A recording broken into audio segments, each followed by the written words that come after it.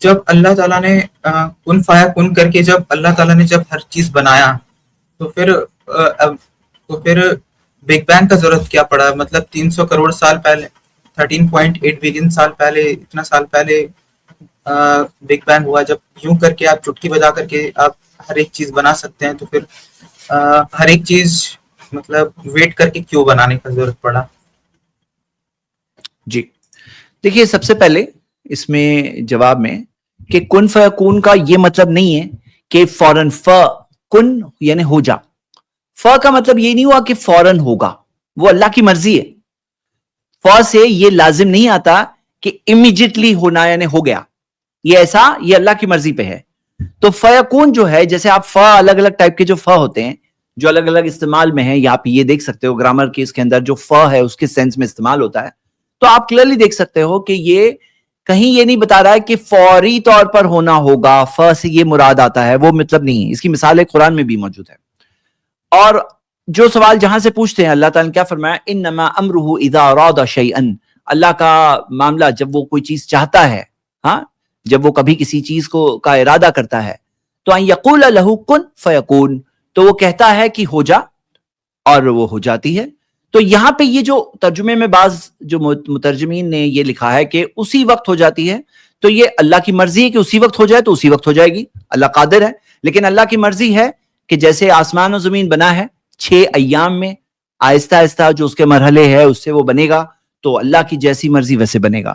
جیسے مثال کے طور پر اللہ سبحانہ تعالیٰ نے عیسیٰ علیہ السلام کے بارے میں بھی کہا کہ عیسیٰ علیہ السلام جو پیدا ہوئے تو قال لہ کن فیکون، کہ ہو جا، تو پس وہ ہو گئے. تو مطلب یہ کیا؟ فیکون کا مطلب کیا کہ کا مطلب یہ نہیں فوراً عیسیٰ علیہ السلام ٹک کر کے باہر آ گئے، پیدا ہو گئے.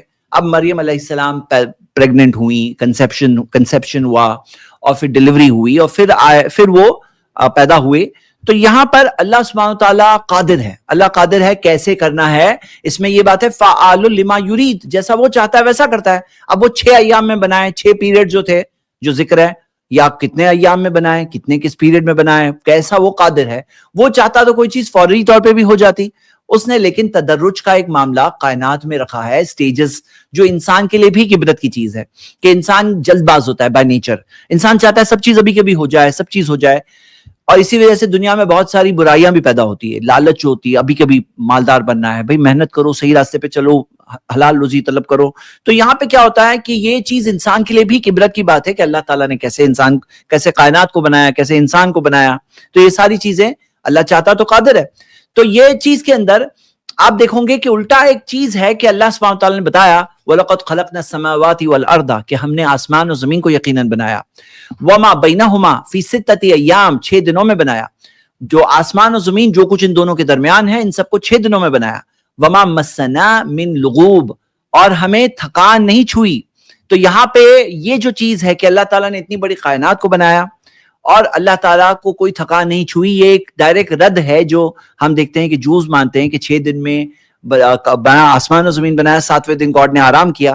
جیسے ایکسوڈس چیپٹر 31 verse 50 verse 17 میں آتا ہے کہ 6 days God made the heavens and the earth and on the 7th day he rested and was refreshed. تو اللہ تعالیٰ نے ان کے عقیدے کو، ان جو یہ مانتے تھے اس بات کا، اللہ تعالیٰ نے رد پیش کیا ہے.